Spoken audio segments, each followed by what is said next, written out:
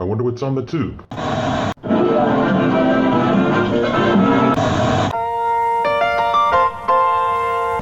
Welcome back. Thank you for being a friend. What you talking about, Willis? You are a meathead. No soup for you.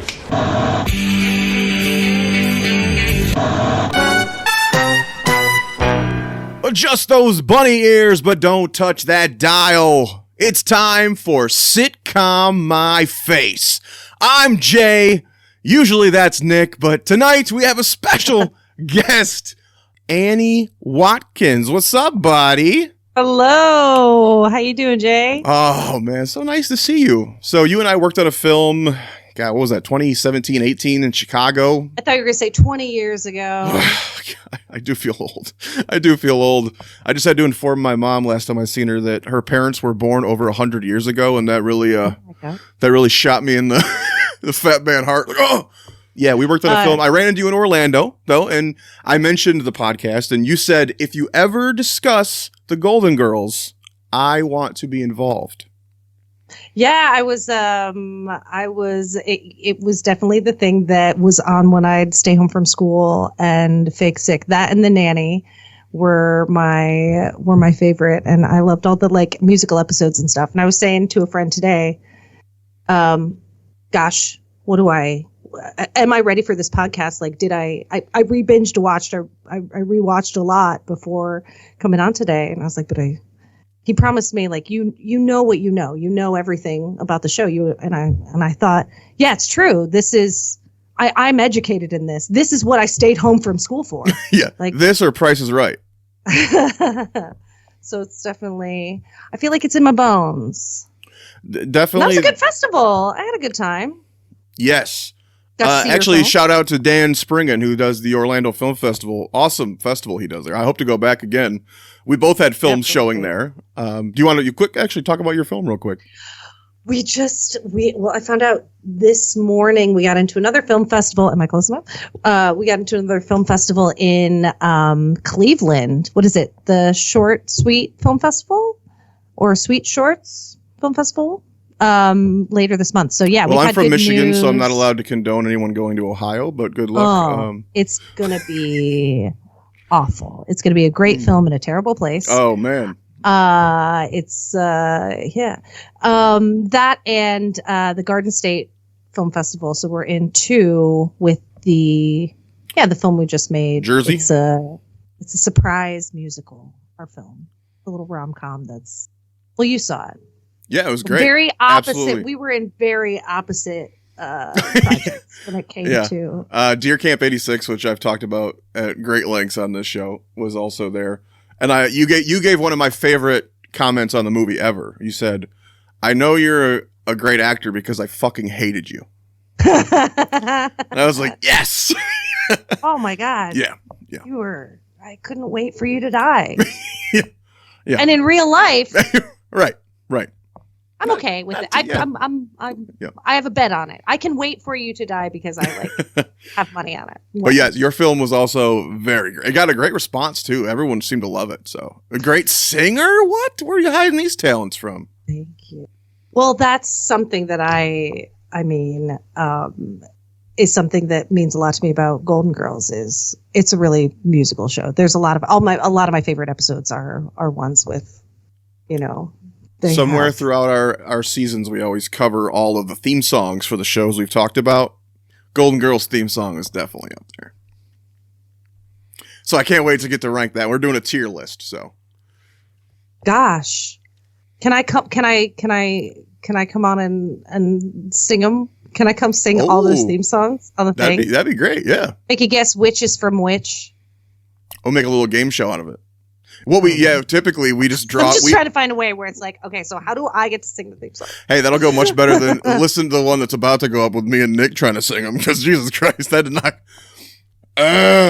Thank you for being a friend. Just call it a comedy, and then it's on purpose. That's right. We sound terrible on purpose. I ain't found a key in my life. And I was in choir for 2 years, so Explain that. I just stood in the back going, Anyway, Golden Girls. Golden Girls. Yes, this is a show I always watched with my grandmother as a kid. So this was like a little bonding thing for me. I always watched I Love Lucy with my grandpa and Golden Girls with my grandma, including the spinoffs. If you remember, the Golden Girls dominated Saturday nights, Empty Nest. I don't remember Nurses as much. But then, of course, after the Golden Girls, I don't think I ever watched that one. No, but I was joking that that's like the Rose Nyland cinematic universe is Empty Nests and Golden Palace. And I realized I found out Estelle Getty was also on. So she had the most cameos and things because she was also on an episode of Blossom. Mm-hmm. And then in 1999, she did an episode of The Ladies' Man.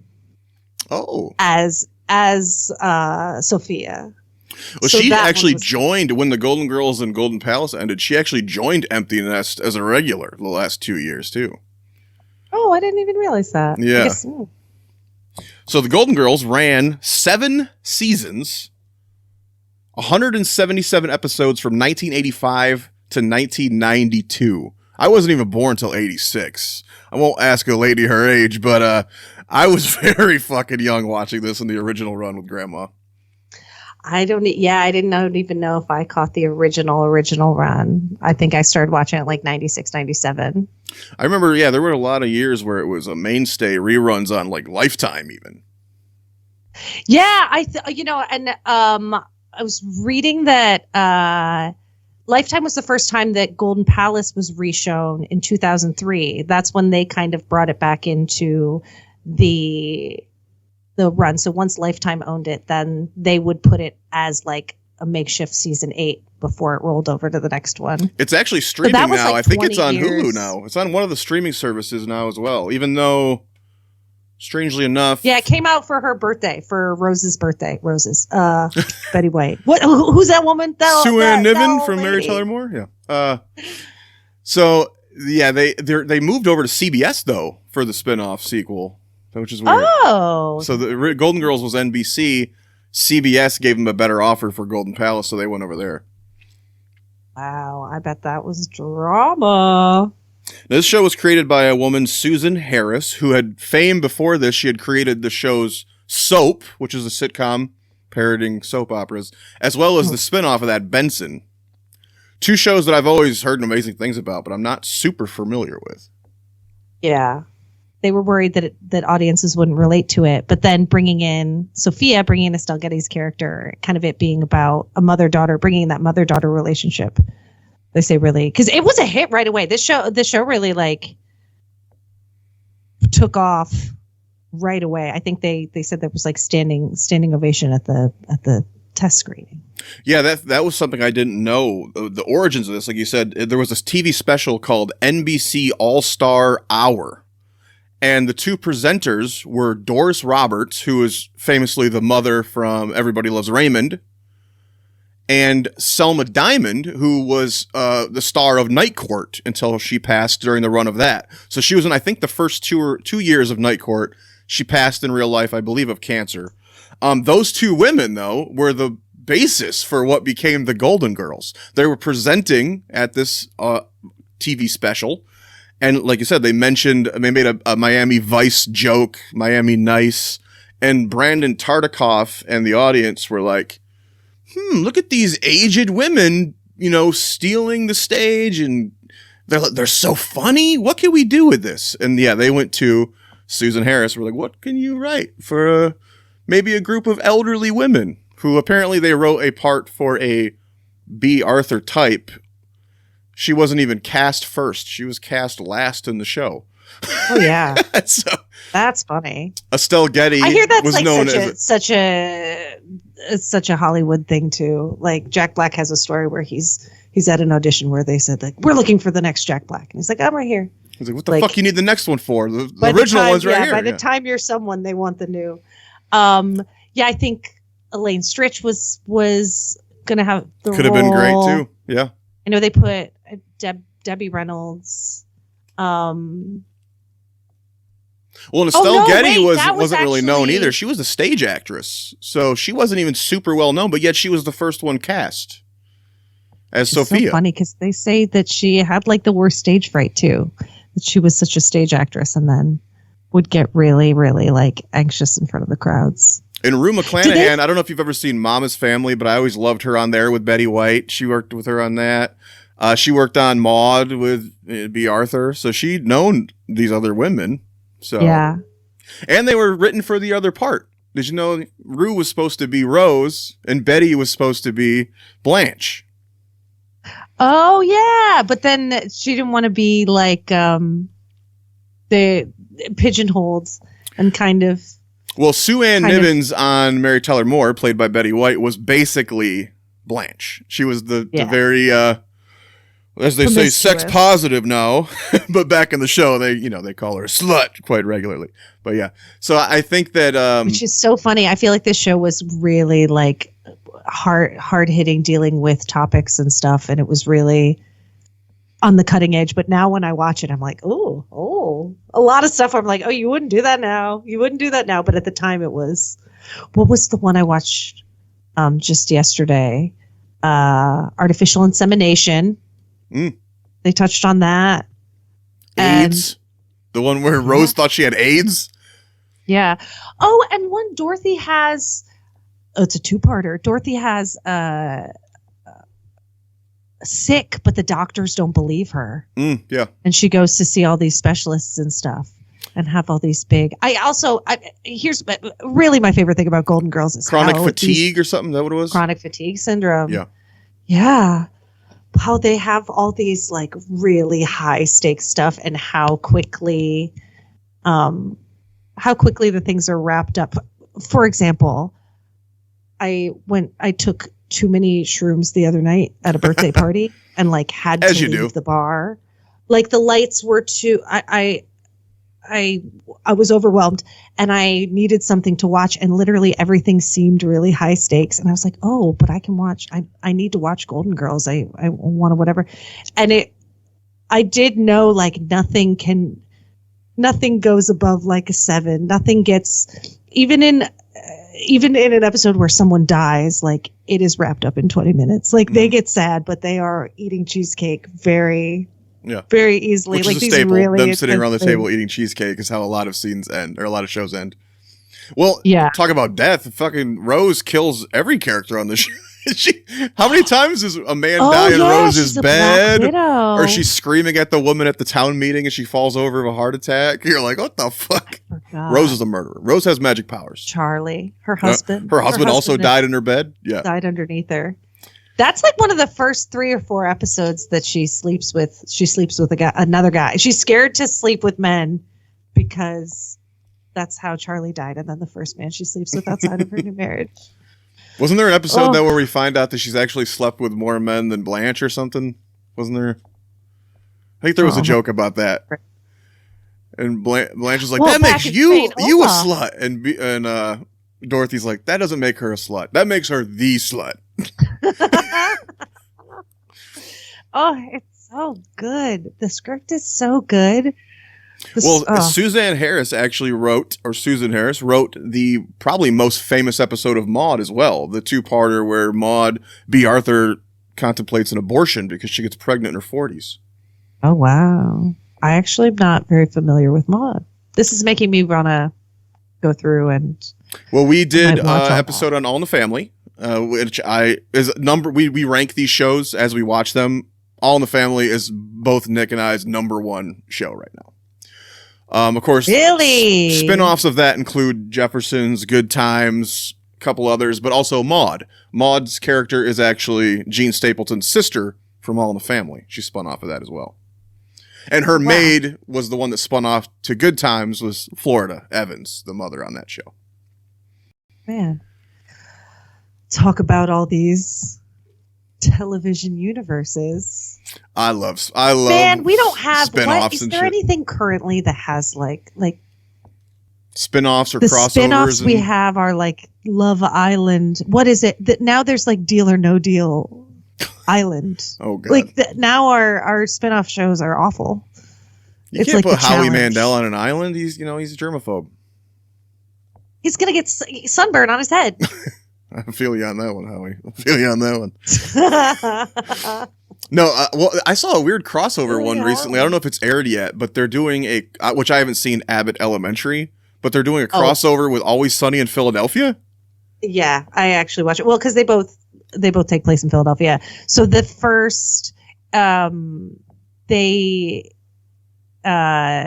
watched the episode on Abbott Elementary.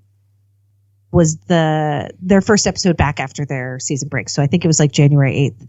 So the Sunny team come in and they're doing community service. And I believe what it's going to be. Okay. So they've said it's going to be the first episode when Sunny comes back. I believe it's going to be the same thing from the other side. I hope. I mean, I really hope it's exactly that. Always Sunny is so crass. It's interesting that they would be able to cross over with a network sitcom like that. I saw Quinta Brunson talking about it, and it kind of was clear that she wasn't pushing other people to necessarily watch Sunny. She's like our crowd, if you love this, you might not like it's. Right. They made it work. Like it was a really funny episode of Abbott, right. But they did it clear they both have such strong languages. Like both of those shows really know their language so well. So I think that they did a really good job and know their characters so well. So I really think, I don't know. I recommend it. You probably watched. Do you watch Sunny? I watched Sunny. I've not seen Abbott Elementary yet. Ooh, it's worthwhile. Yeah. Well, of all the shows though, so there's a show that would cross over with that in a million years. That wouldn't be the one you would think. You know what I mean? Yeah. So. Yeah. It's very interesting. I always loved like back in the day. They didn't do it by tone. They literally just did it by place. Yeah, it has no other reason. But it's like back when TGIF, when they were all the same night or whatever. You'd have Urkel show up on Full House or whatever. You're like, okay, I get it. Even though Urkel's in Chicago and they're in San Francisco, you just let it go. Whatever. This one they did. They did the Hurricane like trilogy. Do you remember that on this one where they had all night Saturday night? You had this, Empty Nest, and Nurses. They all experienced the same hurricane in Miami. Oh. So like Rose shows up on Nurses and there's all this crossover. When did Empty Nest start? Like how far 88. So it would have been like season 3. Actually, oh wow. The last episode of season 2 of Golden Girls is what they call, what a backdoor pilot is? Sure. Where they do a pilot, but it's within the original show. Yeah. So if you watch the last episode of season 2, it's called Empty Nests, but it's none of the original, the other characters from Empty Nest, except for the neighbor. Interesting. And it didn't work. It wasn't funny. It was like a married couple, and then the sleazy neighbor guy does show up, but it's not good. And no one liked it. And then they retooled it and then did the Empty Nest that we all ended up liking, But it's Married with Children did that all the time. There was like 4 backdoor pilots. So you watch it in reruns and there's always just random episodes with other characters. You're like, who the fuck are these people? Yeah. And Golden Girls is no different. There's stuff that didn't last the same way. Yeah. So that's actually one of the lowest rated episodes of the Golden Girls. I got to do a rewatch of Married with Children. That just reminds me of my dad. 11 seasons. You're in for a run. I don't know if this is something that something you probably already know and maybe plan to talk about, but I would love to talk about my favorite guest stars on Golden Girls. Let me just say first, this is a weird show in that there's not that many side characters.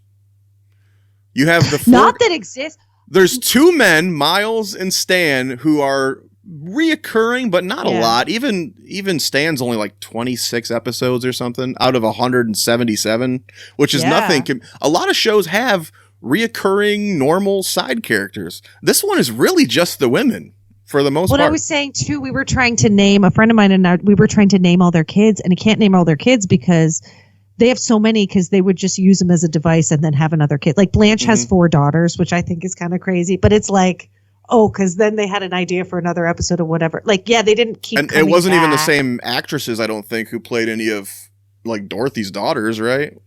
Yeah, and they just have they have so many children, and you don't hear about them often. Again, like one of those things where it's like a life-changing event happens in 20 minutes, and then we don't really talk to their daughter again.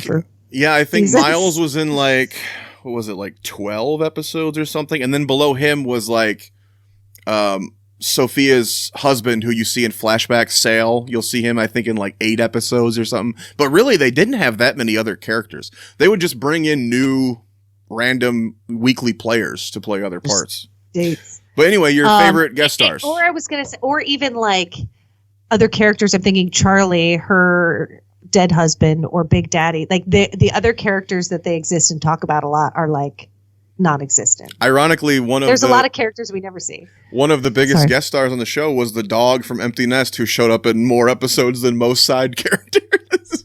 The neighbor's dog would just show up in their house.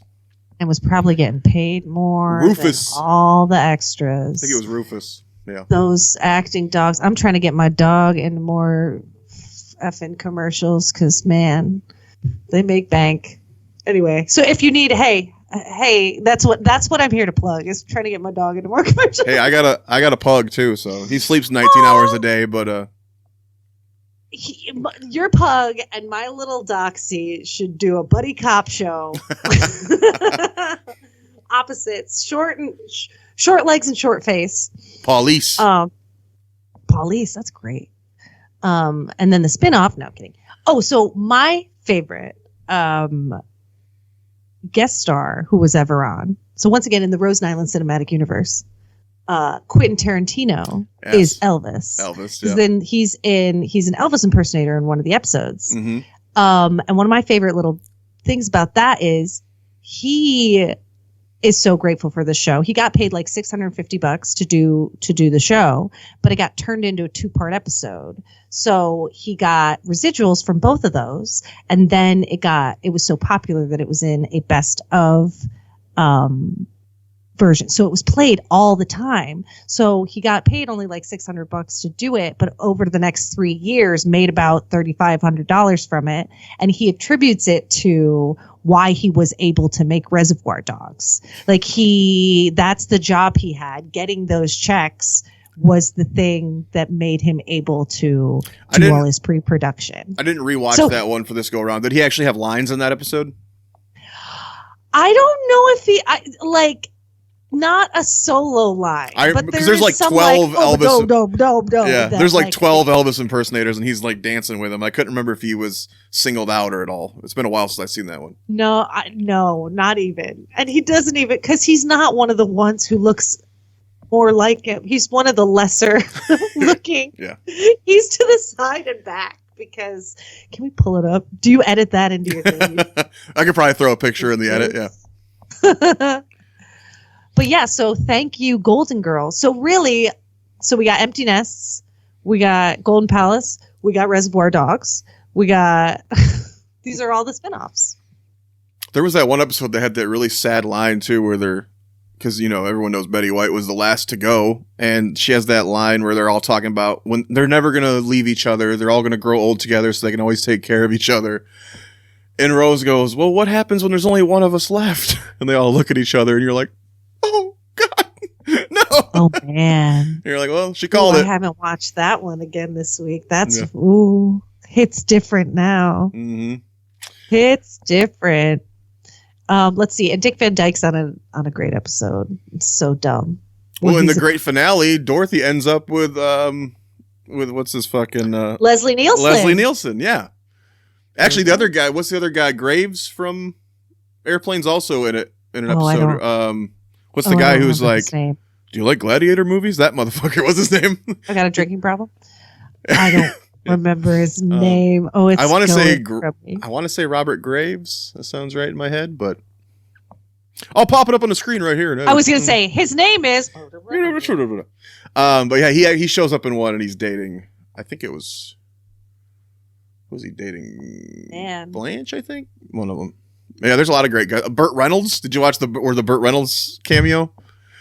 There's an episode where the girls, they're in like a casino type place, and it gets raided. They get arrested for prostitution. Oh, yes. And they're on their way to go see Burt Reynolds. And Sophia steals their ticket, goes to the show, and is like, "Oh, I met Burt, and I met, Dom DeLuise, and this and that." And they're all like, "You're lying." Sure. Yeah.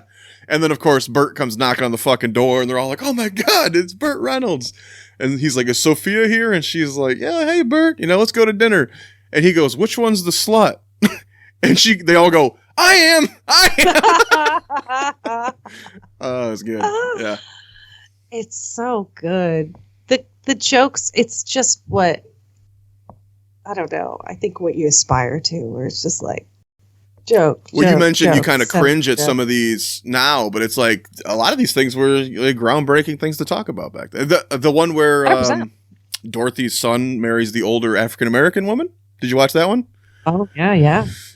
You find out she's pregnant, and at first you think Dorothy's upset about the fact that she's black. She's like, "I don't give a fuck that she's black. She's 20 years older than he is." Like, that's what I'm. And then you meet the black mother, and she's the one who's like, "Why are you marrying this scrawny white boy? Can't you find a black man?" And they have and then you have a reoccurring theme actually in a lot of these shows we cover is there's always a strange blackface joke that comes out. And this one you have Blanche and Rose walk into the room. They're doing mud masks. Yeah. And they come in with all the black family, and they think that they're fucking in blackface. No, we're not. I would never. Yeah. Oh. And of course, Sophia walks in. Sophia walks in and goes, for a while. "Oh, they did. They removed that episode for a minute." In 2020, out of sensitivity, but they just came around. I think and they it's airing again. That's why it's important, children, to own physical media. Hey! Yeah, I got all but one season on DVD of The Golden Girls. Thank you for being a friend. Travel down the road, back again.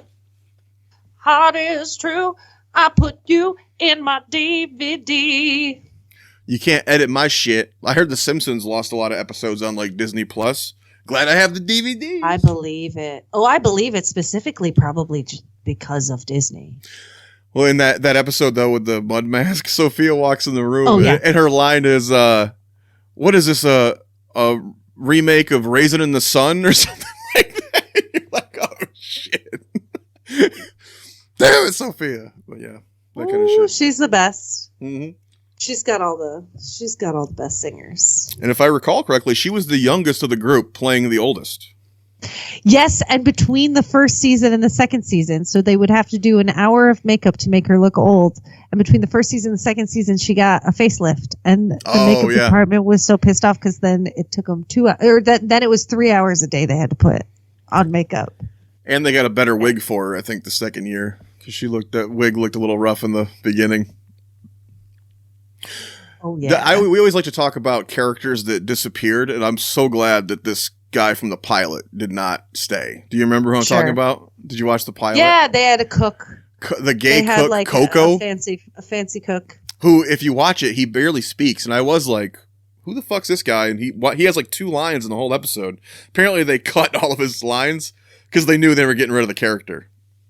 Oh, that early on. Yeah, right after they purchased the show, basically. They were like, this guy's not we already around. cast him and he's in contract. And I guess in an early version of that script, he wasn't just a gay guy. He was Mexican. So that became part of the Cheech Marin in Golden Palace. They kind of brought back that aspect, which, weird to think Golden Palace has funny. Cheech Marin and Don Cheadle as co-stars, but wow. I mean, Cheech was already big, but Don Cheadle, that must have been one of his early things. They say the Mario Lopez. This was his first he was a child network actor TV gig. This launched him. Yeah, he was so little in this. Thanks, Golden Girls. Yeah, the writers on this show. He's buff. He's buff and tough. Yeah, the writers on this show all went on to create pretty remarkable shows. I don't know. We actually covered the Steve Harvey Show, which was created by Winifred Hervey, who wrote 28 episodes of this. She was also an executive producer on The Fresh Prince of Bel-Air. Mark Cherry wrote... Fantastic theme song. Oh yeah, absolutely. Mark Cherry wrote 11 episodes of this. He went on to create Desperate Housewives. Yep. Christopher Lloyd... Not that Christopher Oh, Lloyd. yeah. Not that Christopher Lloyd, but the other Christopher Lloyd. He wrote 11 episodes of the show and went on to create Modern Family. And then I know Mitch Hurwitz in the last 2 years, right? 90 to 92, maybe? He wrote 7 episodes of this, yep. And went on to create what show? Arrested Development. Arrested Development. So there was a lot of remarkable talent. Yeah, remarkable talent came out of this show. See? People can guess. I'm just going to scat them. Hey, whoa. Demonetize scatting on people. Goodness. Oh. Jazz vibes. Jazz style. One of the most prominent... what I call... No, I'm kidding. One of the most prominent directors who directed 108 episodes out of this run. run. I don't know this stuff. Terry Hughes, who we covered that 70s show and that 80s show and a little bit of that 90s show. But he directed the pilot for that 70s show. And then all but the pilot of that 80s show, as well as a lot of other shows. But also directed 100 episodes of Third Rock from the Sun, which is another one of my favorite shows. So good. Yeah. Kristen Johnson is like a female. Like she's just like everybody on that show was brilliant. I say that about what's his name? John Lithgow on that show? No, the younger one. Joseph Gordon-Levitt. Joseph Gordon-Levitt. Like not only was he was a good actor as a child, but he was up to par with these greats. Good. Like sometimes I just watch their slapstick and he's just operating at like a Donald O'Connor, like, I don't know, old Hollywood. I don't know. He just always really has impressed me. I'm just happy he has a career because like he's been good. Yeah, you're saying it would have been easy for him to have been outshined on that show, and he carries himself. It's hard to get a kid who can like do it, let alone live up to the people around him were at a really high level. Anyway. Well, the writing on that show was just so good too. Was Jane Curtin on the show? Yeah, Jane Curtin. John Lithgow. I forget her name right now, but that hilarious Kristen Johnson. No, the neighbor's daughter though from SNL. She always played Hillary Clinton in the early 90s against Phil Hartman. Yeah. Oh, that's going to drive me crazy. Jan Hooks. That's it. Jan Hooks. It was in there. I knew it was in there somewhere. Jan Hooks. So funny. We're good. Those were good ones. Anyway, so wait. So who was the director that? Go. Terry Hughes. Okay. Cool. He's directed many episodes of many shows, but his most prominent ones seem to be this and Third Rock from the Sun. Which, if you're gonna have two prominent shows on your directing resume, those are two good ones to have. You know what I was weirded out to see on the show is, you know how often they reference the Cosby Show? That must have been one of their big competitors on TV. They reference the Cosby Show all the fucking time on here. I guess I didn't notice. I probably watched about 20 to 24 episodes for this revisit. And what seasons ish? I own them all except for 5. So interesting. I guess I didn't notice. What was where were they in the lineup of as far as? Cosby Show probably was on around the same time. I would guess they probably started. Yeah, 85 sounds about right for Cosby, I would think. He even had shows before that, but I think The Cosby Show was probably like 84, 85. They do reference that was a Thursday night show because they say like, oh, they're planning a funeral. And the guy goes, how about Thursday? And they go, Thursday? Hell no. And he goes, oh, right, that's Cosby night. Oh. Yeah, so they enjoy it, I guess. Yeah. And they even say on NBC? I think so. I think that was part of the must see. It was just easy advertising. Probably. Really just promotion. Because Dorothy even says in that episode with the black family, the daughter-in-law's family, well, maybe if you do that dance from the opening of the Cosby Show, that'll impress them. They even ask the black women if it's true about black men having large penises, and Blanche goes, "It is." So, yeah, she knows, man. She knows. Blanche Devereaux, which is French for Blanche Devereaux. Were there any other episodes that stood out to you? Oh, I love the one where they sing Mr. Sandman. Which I know best from Halloween 2. Yes, bring me a dream. They say that was also they were making fun. It was around the same time as 3 Men and a Baby. The scene where they sing the baby scene, where they enter the contest to write a song for Miami. That's the best. Because Dorothy is going to do the lyrics and Rose is going to play the piano, and she gives her some words, and Rose is playing it. They're like, okay, we're going to da-da. And she sings it, Miami is nice, so I'll say it twice. Miami is nice, Miami is nice, Miami is nice. Rose, we can't do this. I'm saying Miami 3 times. And then she's like, well, you could say Miami is nice, so I'll say it thrice. And she's like, that's...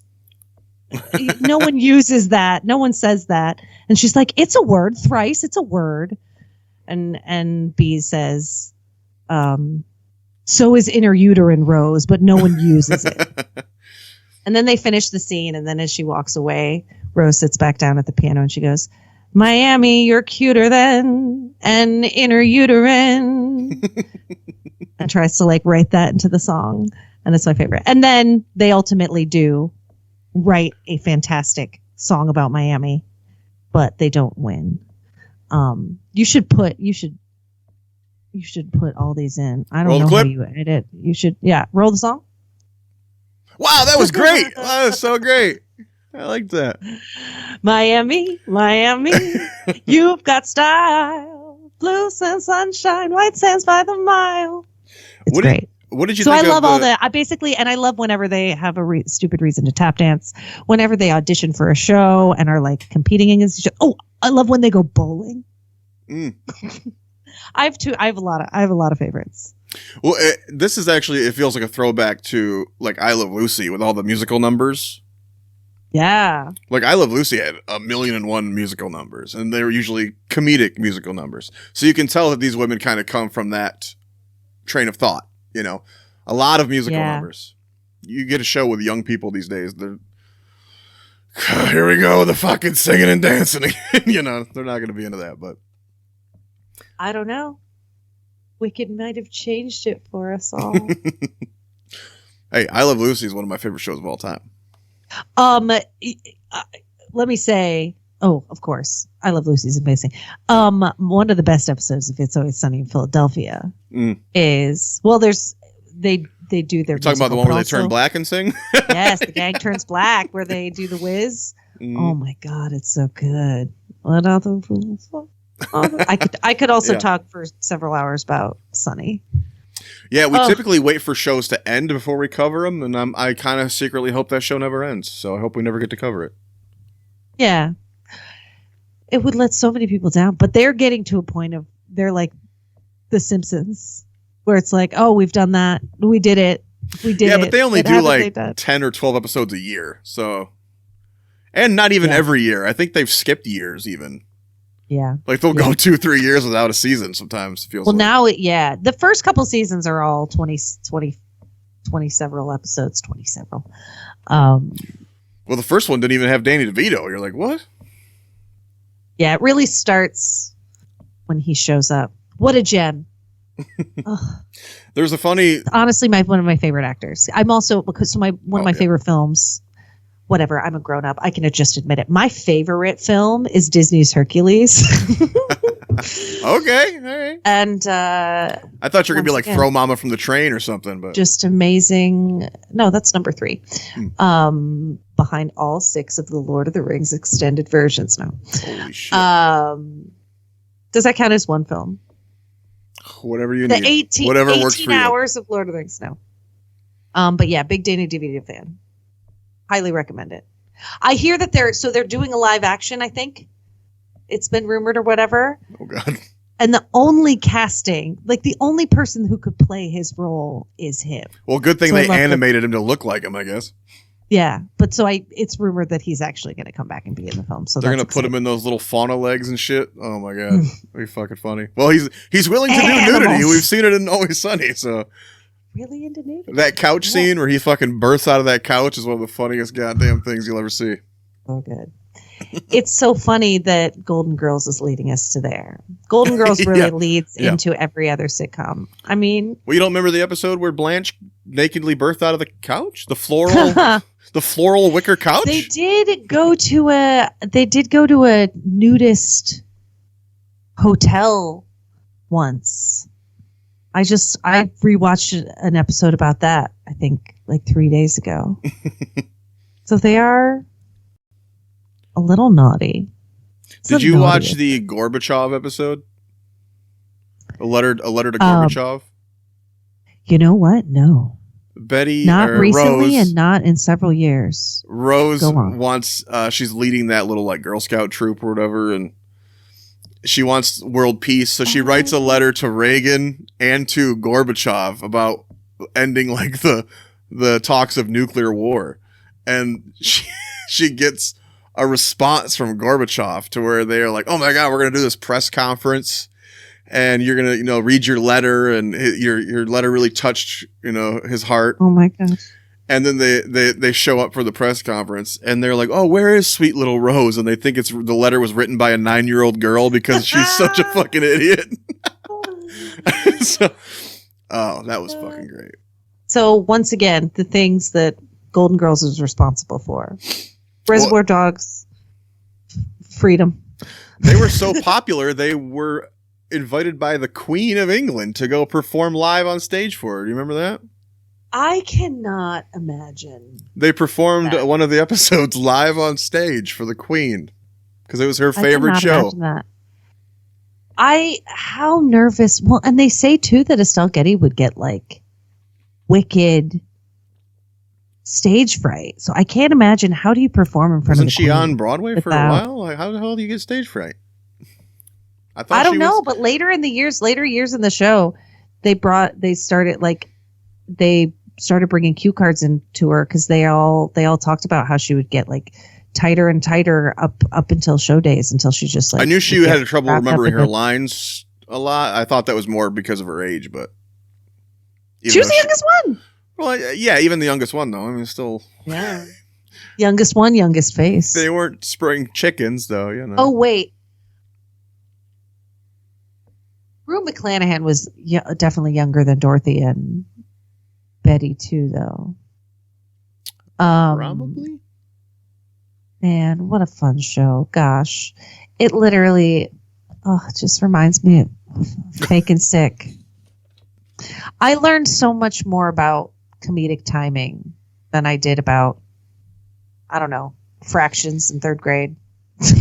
The only downside to this show for me, especially if you're trying to binge it, is that there's so many dating episodes. And we've talked about that on other shows like Living Single, Friends. Like, I love the shows, but if you're binge watching, the storylines do get a bit repetitive. Luckily, the women are so funny and there's always like a different twist. Like, I'm dating a guy in a wheelchair this week, or I'm dating a little person this week. At least there's always something.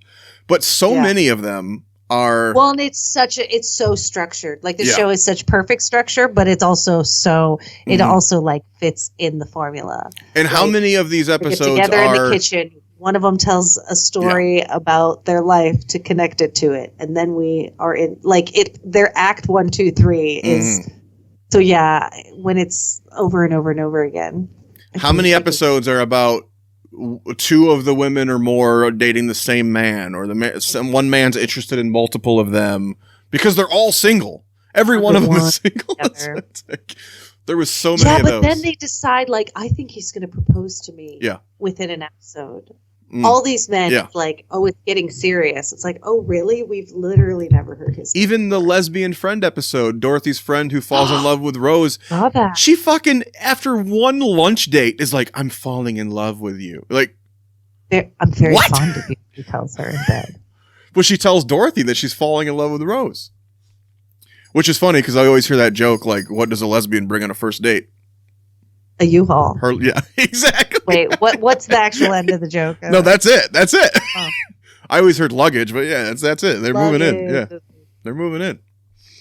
But yeah, there's. Matching his and her mama, or her and her monogram towels. We talked about when we covered Modern Family how god damn there's too many wedding episodes, and again this one has so many fucking wedding episodes. Isn't that a thing? I'm sure that's like they test higher than anything. Well, especially probably for the demographic of these shows are probably middle-aged women. I would think this one probably geared even older, given the stars. Yeah, there's probably a wedding-ish episode every season, I would say, on this. That's a guess, at least there's one. Several. Yeah. And they're usually two-parters. There's usually multiple parts to it. And most of them don't go through. There's Usually always Quentin something at the end. Tarantino's in it. Yeah. Yeah, absolutely. And They never get married. No. Does anyone? Ooh. Well, I think Dorothy does officially in the final episode, but I don't know if it happens on screen, does it? I can't remember if it happened on screen. To Shirley. Yeah, don't call me Shirley. I brought this up, so my friend Brett, who is letting me use his podcast equipment, that is incredible. Him and his husband are also big Golden Girls fans, so we were having a fun time talking about it.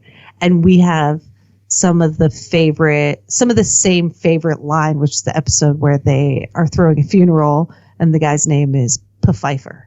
Yeah, and they're like, "Oh, excuse me, Mr. Pfeiffer, about the funeral." About the funeral. You want to get punched in your face? Face. Yeah. Yeah. It's yeah, that was a great episode. And the one woman mistakes the funeral, and then she finds out who it really is and just kicks the shit out of the casket and leaves. The woman who died, I think, was the boss from Drew Carey's show, if I remember right. The mean old lady. The boss lady. Remember that? I gotta revisit that. I don't think you can because I don't think it's streaming anywhere. Speaking of, that would have been such a natural place had I not already brought it up. But speaking of Cleveland, just got into a film festival with my independent short film in Cleveland. Yeah. Cleveland I've heard it sucks. Cleveland sucks. Oh. That's so great. I'm a Michigander myself.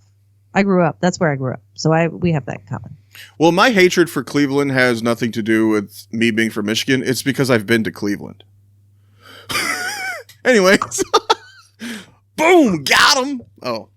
Anyway. Also, how many of the dating episodes... They make a really good jokes about that on 30 Rock. Like the Cleve. How many dating episodes? How many dating episodes of this show end with them finding out the man they're dating is married? That happened so many fucking times. Oh my God. So many. It's like, we don't got anything else? It's like, it must have been just a thing in the 90s. Nowadays, I'm like, aren't there... It's such a snapshot moment of time. I don't know. Or I guess I'm just learning that adults are freaks. I guess I'm learning that oh, you're not on Tinder? I knew that. People are freakier than you think.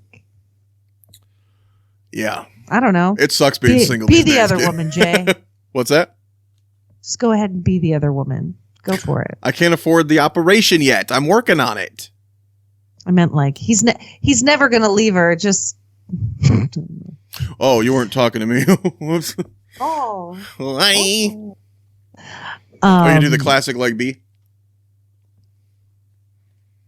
in the opening. That's an old school thing that I don't think they changed the clips in the opening at all throughout this. It seemed like they're all early clips in the opening theme. That's always so fun. Do you? Because I don't know if it's come up, but I like to sing. I like music. I like that a lot about the show. That's something that I always dig and find in shows. And like when you're binging this show, do you fast forward the theme song or do you listen to it? Do you play through? And do you in general with other shows? This one, where are you on? This one, if I like the song, I listen to it almost every time. If I don't like the song, I definitely skip it every time. This one, I listen to it every time. I love the theme I song listen to shows every time, and I'm realizing I do that a lot. Like most shows, I always listen to the theme song. The show was originally, this song was written specifically for this show too. I will say, I know that about this theme song. They wanted a Bette Midler song, but then couldn't afford it. So then, thank goodness. Is there a full version of it? Like a full 3-minute version? Like Friends is a real song, has a full You know, the Rembrandts. I'm sorry. I just had a seal moment. And not like a ba-da-da-da-da-da-da-da. That's another seal moment.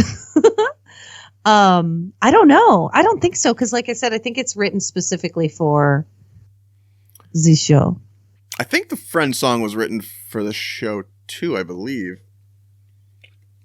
But it was had a full version and it became a big hit after the show. I really want to be on your theme song show.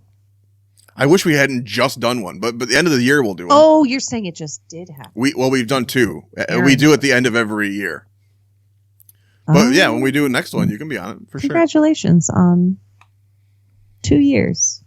Yeah, this is actually, I think this is the beginning of our 4th year, I think. Congratulations on 4 years. Oh, thanks. You're practically Golden Girls in 3 more years and several spinoffs. I told you once I can afford. Have you doubled up on any shows? Like, when do you think we, in the first 2 seasons, we went back to some of our lowest rated shows and revisited them to try to give them another chance, which were shows that I liked as a kid, but Nick despised. So it was very fun to watch him suffer twice. So we covered Full House twice, and we covered Clarissa Explains It All twice. Okay. So I had the opportunity I got to meet his mom. She's a teacher at NYU, and she's nuts. She's such like a weird, eccentric person. On Clarissa Explains It All. The mother of Clarissa? Yeah. Oh. And she's just this eccentric lady who likes to do weird downtown theater and is like, I don't like to use cameras. I like to remember the moment. Yeah, we talked about how she was a stage actress on that episode. Yeah. Would you or would you not keep a pet? Crocodile? Alligator? Crocodile. Yeah, she had that little swimming pool with the gator in it. Yeah. Was its name Elvis? Did I just pull that out of the... Yes, it was. His name was actually Quentin Tarantino, strangely. He was on several episodes, 2 episodes of Golden Girls. I think the gator disappears after the first season, though. They were like, who's feeding this fucking thing? Get it out of here. Yeah, throw it in the New York sewers. Get that shit out of here. That's got to be hard to deal with. It bit one guy. It got away it wiggled out one day. They popped a thing, and then they didn't want to deal with it anymore. There was an episode of the Golden Girls here where they were trying to raise minks to get a mink stole, and they're making jokes about the things the minks are doing, but the camera, you could still see the fucking minks are not doing the things they're saying, and you're like, and you could tell the cameraman, like, they talk about, oh look, they're finally mating, and they're going, they're going, and the minks are just sitting there, and you can see the camera guy trying to like move the camera, move them out of frame because you could tell they're not fucking like they're commenting they are, it's like. Yeah. But these women never distracted, never miss a beat. Talk about delivery. And they go, oh my God, we're going to have baby minks in no time. And Dorothy's like, those are the 2 males. So, yeah. I thought they phased him out of the show in the first season. Right. Hey, oh. Which also, I mean, circling back to that, they were always in the kitchen. It also didn't make sense for them to have a cook, or else why would they hang out in the kitchen? Like, that also just you know whose house it is, right? You know which character? Drew's house. Right. It's Blanche's house. She constantly talks about how it was left to her, but she can't afford to live there on her own, which is why she has 3 roommates, but you can afford a cook. Right. What? Someone also asked me, someone was like, do they have any pets? Did the Golden Girls have any pets? And I was like, no, but the neighbor's dog shows up. Other than that, how did I just keep calling their actor's name? Come on, Annie. Rose Nyland, former Butter Queen of St. Olaf. I thought she lost Butter Queen. That's the. Oh, you're right. Oh. I hoped you wouldn't notice. She hoped you wouldn't. Yeah. I'm rewriting history. It was the worst day of her life. She lost. No, she had a cat, and that's why her landlord was kicking her out. In the episode where they do a flashback, and it's like how they met, because it's Blanche's house, and she put up an ad at the grocery store. So, but Rose is like, I would never give up my cat. I love this cat so much. It's literally the reason she's kicked out of her house. And then a little girl comes up and she's like, I want a cat, but my mom won't let me have one yet.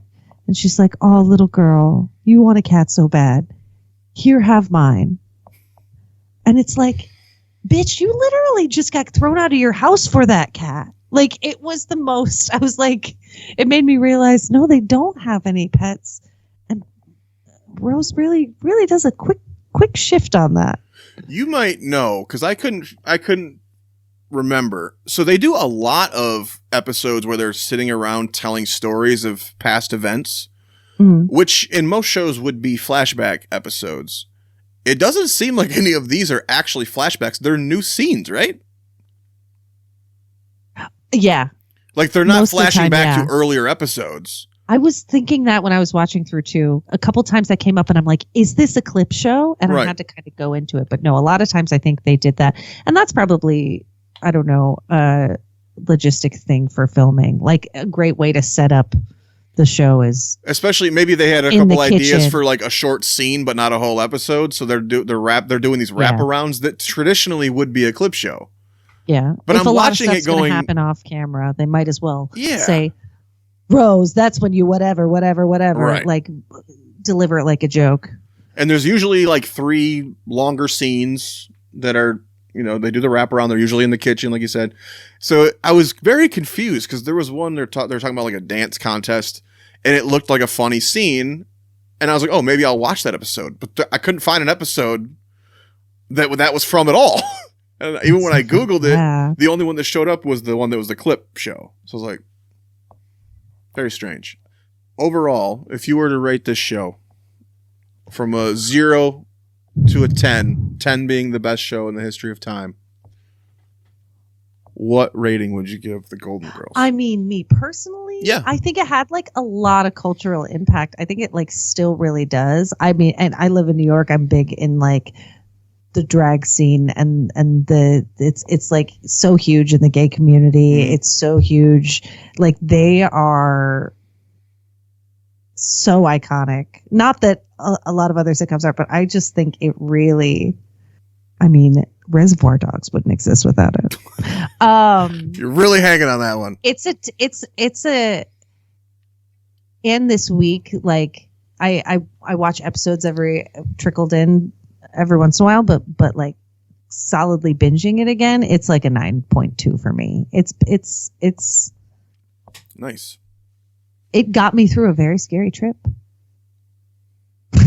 Honestly, it's such a comfort show. Well, you mentioned gay men loving this show. This is actually a strange show where a lot of straight men are really into this show too. Like, yeah. I think it's unusual for a bunch of old ladies, for most men to be like, yeah, it's a funny ass show. Like I Love Lucy, even I feel like men are afraid to say they like I Love Lucy, whereas this show, men are proud to say, oh, I love the Golden Girls. Yeah, well, it's just got great jokes. Like you just kind of can't deny that it's just like well delivered material, which makes me so excited to watch Soap and Benson. If they're as well written as this. This became her biggest hit, but those shows were both hits before this. So Betty White would always, like when they were on hold between takes, go and chat with the audience. That was what B. Arthur really didn't like about her, is that Betty White she thought she was unprofessional because she was always like chatting and making friends with the audience. But like a lot of them, people adored the show and traveled to come and visit and see it. And like, I don't know. Do you probably more... are there a lot of shows that are still have studio audiences? I don't watch a lot of like fixed camera sitcoms. From what I'm hear a lot is that a lot of shows will record it without an audience, but they'll play it back for an audience to get the laughter and that kind of shit. That's interesting. Which is so interesting because I feel like at this time they did it for the performers to have an audience rather than to hear it on the laughs. There was only one scene I noticed where they kept in like kind of like a blooper where Blanche and Dorothy are just dying laughing. Oh yeah. And Betty's, I think they said Betty had improvised this St. Olaf story. And it's about herring. Yeah, they shoot a herring out of a cannon or something. Right, that one? The herring war. Yeah. And you can just tell the actresses were just really laughing, and they left it in because it was so funny. But usually they react as in like, oh, rolling their eyes and like, here we go again. But that scene, they were just like, fuck it. Oh, man. Gosh, I love these ladies. What stars? Yeah, so for us, we throw them into a tier, a list here. This is our 51st Oh, great! Oh, I'm show. sorry. Yeah, you were trying to stay on a topic, and I no. Just this is chatty. the 51st show we have covered on this podcast. Wow. And for me, my number one show is All in the Family. Number 2 is Night Court. Number 3 is That 70s Show right now. This actually falls at number 9 out of 51 for me right now, right between Good Times and Speechless. What does Good Times have on it? Good Times is also a spinoff, actually a spinoff of B. Arthur's show, Maude. That's the one that starred her maid from Maude. Wow. So, yeah. Number 9. That's pretty great. Number 9, top 10 out of 51 shows right now. Top 10. Even with all the repetitive dating episodes. Mm-hmm. Well, that's what I'm saying. The writing's so strong. It's easy when you start watching sitcoms to see how bad the writing can get. So I visited the Rue McClanahan's, a friend of hers that got a bunch of stuff from her estate, opened a little cafe in New York. There was a Golden Girls themed diner for a few years, and it was filled with a bunch of stuff that was like props from the show, and they had cheesecake on the menu and all this stuff, and they always had the show playing like on a loop, and every time that the song would come on, they would bump it up. So like every 30 minutes in this cafe, everyone would be singing this song. They made them watch commercials? They had to wait 30 minutes? No, well, I guess it would be 22 or whatever. Yeah, 22, 24, whatever, yeah. But every time the song came on, they would bump it up. And I'm really glad. It's since closed, but that was something that they did in 2017. I think they built that. And I was at a similar that I went and restaurant. I think it was I want to say it was Danville, Indiana, I think, for the Andy Griffith show. Similar concept. Oh, cool. It was all decked out like Andy Griffith, all over the walls, signatures. And they had the show constantly playing in there. Anything you want to plug? I'm going to take a picture.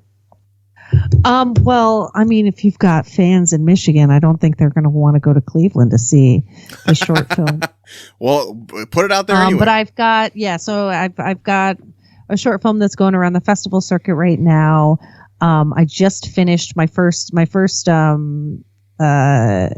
film I've ever directed, which stars my little dog.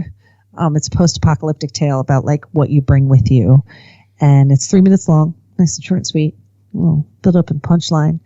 So that's really exciting. So I'm in the editing process of my first directorial, because I work in production. I'm a location scout and location manager. That's kind of my day gig outside of acting. So yeah, we're starting to make some of our own stuff, and I'll keep you up to date on it. What's a directing hurdle that you encountered directing but didn't know it was even going to be a hurdle? Oh, scheduling, getting a dog to act, motivation. Yes. Well, that really is the thing. I decided to not be in the film because I really wanted to direct it. I've always been like mystified of how directors see everything, like every reach of the hand, every lift of the phone, like how there's so many shots in a film. How do you tell the story without missing a single beat? And that's always like mystified me. And this idea, I had this little film that came into my head. I saw it like a storyboard.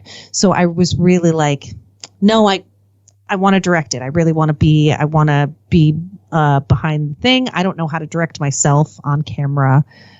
I would love my first directing experience, blah, blah, blah, blah. But because of that, I was expecting my dog to do what he does with me perfectly with someone else. Yeah. So not only was he he's a little boy. We were calling him a different name. We were calling him Bun Bun. The film's called Good Girl. So he's like playing a female dog. He's playing a squatter, not a lifter, which is what well, in the snow, really, my dog doesn't know what to do anyway. Exactly. He puts his little pecker into the snow bacon. We're calling him a different name and to a different person. So yeah, he's a little puppy, and it was about a year ago. So he's better now. But yeah, getting a dog to act was the challenge. Never work with animals or children. That's what they say. Come on now. Ugh, and I had yeah, we were in the woods. Like, he was already overwhelmed because he's a city dog. We live in New York City. And then I took him to the woods for the day and wanted him to do a specific thing, but was like just overstimulated. So as long as it wasn't like Milo and Otis where they killed like 40 dogs and 20 cats and shit, fucking filming that fucking movie. No, he killed 25 squirrels. Oh shit. So no PETA at the end of your credits? No, I do think I'm actually going to do no animals were harmed in the sake of this, because we have a fake bunny. We do have that was actually the biggest challenge. That was the biggest challenge was making the prop of a dead animal. Oh, you made your own? Yeah, we did a great job. I've the people who did props with me. Yeah. So remind me the name of the short that I watched. It is called Love and Near Death. And that's the one that's going to Cleveland. And yeah, that's a romantic comedy with a music number. So it's so brilliantly funny, guys. Absolutely go check it out if you get a chance. Yeah, Love and Near Death. You can find us on Instagram. We won Best Rom-Com in Atlanta Film Festival.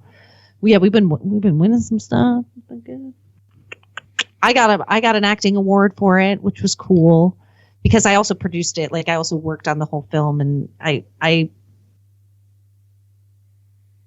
don't see my performances in it anymore. It took someone being like, "Oh, you did a good job in this," to kind of understand that and believe it, because I can't see it objectively anymore. It took someone saying, "I know you're a good actor because I hated you." So you said. Just kidding. Your character's lovable. I get to be the prick. Your character was lovable. Oh my god, you are so fucking terrible in that film. And I know that guy. Yeah, like, I know many of that guy. Just takes up so much space. So now I tell you how many interviews I've done where it's like, yeah, I'm not very different than the character from the movie. I don't think so. Already in this, you've not been misogynistic and rude. Usually I have Nick to rude and talking over me. Thanks, Nick. The fuck, leave me here to dangle. I gotta reel myself in. Jesus Christ. I hope you plug him in. Will you record him anyway and just being like, I got some secret tapes of him sleeping. Oh, I'll just pop that in there. Really? Can I listen to him talk for a second? Yes, if you haven't figured out already. Oh my god, Nick, what a thoughtful tape. Yeah. I never would have thought of that. How brilliant. Oh, Nick, hilarious. Nick, put your pants back on. Ah, well. I thought you were talking to me. Yeah, girl, get it. All right. Thank you so much. Until next time, I hope you'll sitcom my face. Good night. Yes.